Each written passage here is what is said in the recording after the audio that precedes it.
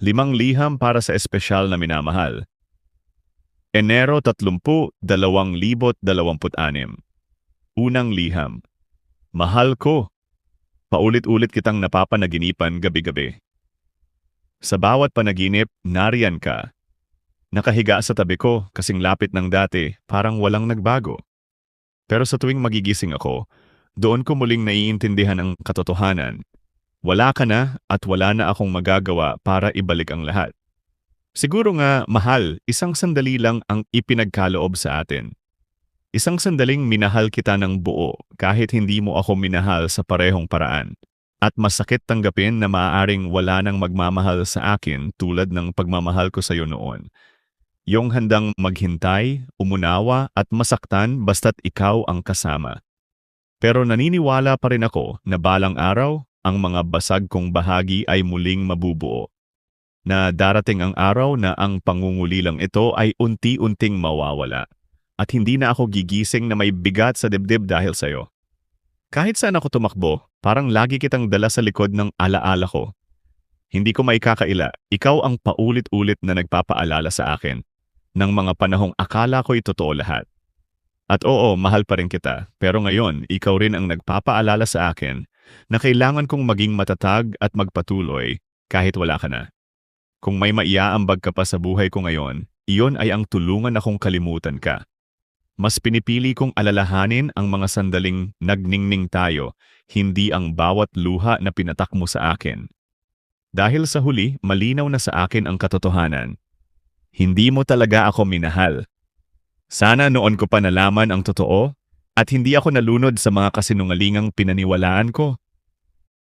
At kung sakaling maisip mong muli akong babagsak sa'yo, hindi na. Iyon na ang huling bagay na gagawin ko. Dito na nagtatapos ang malungkot nating kwento. Huwag ka nang mag-sorry. Ang hinihiling ko lang, ang tanging pakiusap ko. Tulungan mo akong kalimutan ka. Ako. Pangalawang liham. Mahal ko. May mga pagmamahal na minsang isinabit sa pader ng alaala. Aklat na akala mo'y mahalaga, pero sa paglipas ng panahon, nagiging palamuti na lang. Noong una, akala ko'y may saysay pa ang lahat ng iyon. Pero ngayon, malinaw na sa akin, wala na. Tahimik na ang mga pasilyo ng nakaraan, wala na ang mga echo ng pangako, pero dala ko pa rin noon ang sakit ng mga araw na akala ko'y hindi na matatapos. Maraming beses kong hinintay ang mga salitang pasensya na, pero natutunan ko ring may mga sandaling huli na ang lahat. Hindi dahil ayaw ko nang makinig, kundi dahil pinili ko ng pakawalan ang mga bagay na matagal nang sumusunog sa akin. Unti-unti kong binaklas ang mga alaala. Hinayaan kong matupok ang sakit, hindi para burahin ang nakaraan, kundi para makalaya mula rito. Nagpaalam ako, hindi nang may galit, kundi nang may tapang. Dahil minsan, ang tunay na lakas ay ang kakayahang bumitaw. At saka ka dumating. Dumating ka sa panahong handa na akong mawala. Handa na akong iwan ang lahat nang hindi na ako binubuo. Bumalik ang nakaraan para hanapin ako, pero wala na ako ron. Iniwan ko ang mga lugar na minsang naging tahanan ng lungkot. Ang iniwan sa akin noon ay isang butas, pero natutunan kong hindi iyon ang katapusan. Iyon pala ang simula ng espasyong kailangan para may pumasok na bago. Ikaw ang bagong daang iyon, mahal. Isang buhay na hindi ko hinanap, pero kusa kong pinili. Dahil kapag tama ang pagmamahal, mararamdaman mo, hindi ka nagdadalawang isip, hindi ka nagtatago, hindi ka natatakot. Ngayon alam ko na, may mga paalam na kailangang ulitin para makarating sa tamang simula. At sa pagkakataong ito, hindi ko nahahayaang mawala ang tama. Kung may isang bagay pa akong masasabi, ito iyon. Hindi kailanman huli ang pagmamahal kapag totoo.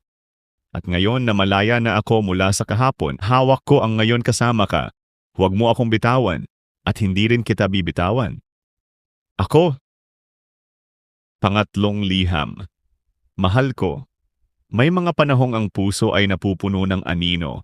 Kapag ang pagmamahal ay unti-unting kumukupas hindi dahil nawala ito, kundi dahil may mga bagay tayong hindi nasabi. Mga salitang naipon, mga damdaming tinago, at mga sugat na pilit nating nilagpasan nang hindi man lang tiningnan ng mabuti. Minsan naiisip ko, kaya pa ba nating makita ang liwanag lampas sa mga peklat na iniwan ng kahapon? Kapag iniisip kita, parang nag-iiba ang kulay ng langit. Binubuksan mo ang mga parte ng sarili kong matagal nang nakasarado at muli mong ipinapaalala kung paano akong nabuhay, kung paano kitang minahal, at kung paanong may mga bagay na hindi kailanman namatay sa pagitan natin. Sa tuwing dumarating ang gabi, pinipili kong maniwala na ang pagmamahal ay marunong maghanap ng daan pabalik. Kaya tinatanong kita, mahal, paano kung ngayon? Paano kung ngayon ang sandaling hinintay natin? Paano kung ikaw ang bumubuo sa akin sa kung sino ako dapat maging? Paano kung ang pagmamahal natin ay hindi naman talaga nawala, kundi natabunan lang ng mga salitang hindi natin natagpuan noon? Sa tuwing sumisikat ang araw at nasisilayan ko ang liwanag sa mga mata mo, pakiramdam ko kaya pang mabuhay ng pusong minsang nabasag. Sa isang haplos ng iyong biyaya, unti-unting nawawala ang mga anino, at ako'y nananatili sa tabi mo, dahil doon ko alam na natatagpuan ang pagmamahal. Ngayon na narito na tayo, ngayon na napakalayo na ng narating natin, hawakan mo lang ang sandaling ito. Huwag kang matakot, naririto lang ako sa tabi mo. Sa buong buhay ko, pipiliin kitang mahalin, pipiliin kitang samahan. Kaya muli kong itatanong, bago pa mahuli ang lahat, paano kung ngayon na? Paano kung ngayon ang simula ng lahat? Ako. Pang-apat na liham. Mahal ko. Matagal akong nabuhay na may aninong nakapatong sa puso ko. Sa bawat gabi, parang may ulap sa ibabaw ng aking pahinga. At sa bawat paggising, dala ko pa rin ang bigat ng kahapon. Matagal akong nag-iisa, nakakulong sa mga alaala, pilit na umaabante pero laging hinihila pabalik ng nakaraan. Itinago ko ang mga pangarap at pag-asang minsan kong pinanghawakan. Inilagay ko sila sa mga sulok ng isip ko, baka sakaling kailanganin ko silang balikan balang araw. Unti-unti kong nilinis ang puwang sa loob ko. Hindi ko alam kung para kanino, pero alam kong may hinihintay ako. Ang totoo, mahal, isa lang ang gusto ko. Makahanap ng daan pabalik sa pagmamahal. Dahil hindi ko kayang magpatuloy kung wala iyon. Kahit tumingala ako sa langit, parang ayaw magliwanag ng mga bituin. Kahit maghanap ako ng mga palatandaan, parang wala pa ring malinaw. Pero ramdam ko, may nakalaan para sa akin. May bagay na hahanapin ang kaluluwa ko at naniniwala akong totoo iyon. Kaya nang dumating ka, hindi kita nakita bilang pansamantalang liwanag lang sa gabi. Hindi kita hinanap para lang may makasama. Ikaw ang liwanag na gusto kong sundan, ang direksyong matagal kong ipinagdasal. At sa pagkakataong ito, bukas ako. Bukas sa mga mungkahi mo, sa mga salitang magtuturo sa akin kung paano magsimula muli. May mga sandali pa ring nagdududa ako kung totoo ba ang nararamdaman ko, kung may iba pa bang nakakaramdam ng ganito. Ang kailangan ko ay inspiration, hindi na pakikipag-usap na nauuwi sa wala. Gusto ko ng pagmamahal na totoo, malinaw at handang manatili. Kung muli kong bubuksan ang puso ko, umaasa akong naroon ka sa dulo. At kung tutulungan mo akong magsimula ulit, ipinapangako ko. Nandito rin ako para sa'yo. Sa wakas, handa na akong hanapin ang daan pabalik sa pagmamahal. At sana ikaw ang kasama ko ron. Ako. Panglimang liham. Mahal ko. Marami akong naririnig na kwento tungkol sa'yo. Sari-sari ang sinasabi ng mga tao. Mga salitang minsan ay tila inimbento lang ng hangin, mga kwentong paulit-ulit na binubulong kahit hindi naman nila alam ang totoo. Sinasabi nilang lagi kang ginagabi, na may mga bahid ang pagkatao mo, na para bang hinuhusgahan ka nila base sa nakikita lang nila sa dilim. Pero mahal, kahit ano pa ang sabihin nila, alam kong hindi magbabago ang damdamin ko para sa'yo. Hindi ako malilito, hindi ako uurong, at hindi ako matitinag ng kahapon mo. Ang mahalaga sa akin ay ang ngayon, at ang tanging hiling ko lang ay ang makasama ka. Sabi nila, ang puso mo raw ay laging nasa isang tabi.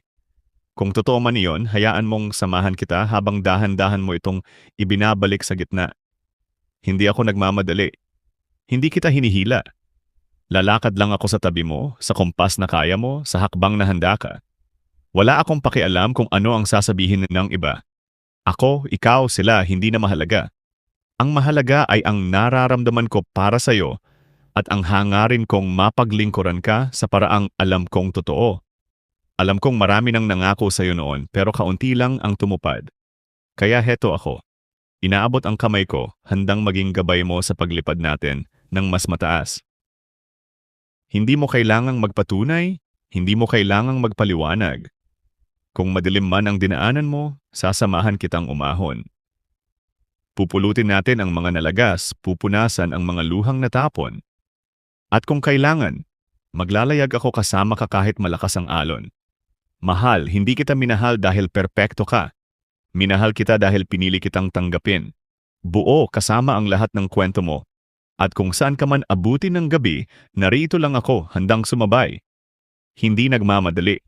Hindi kailanman nagmamadali. Ako,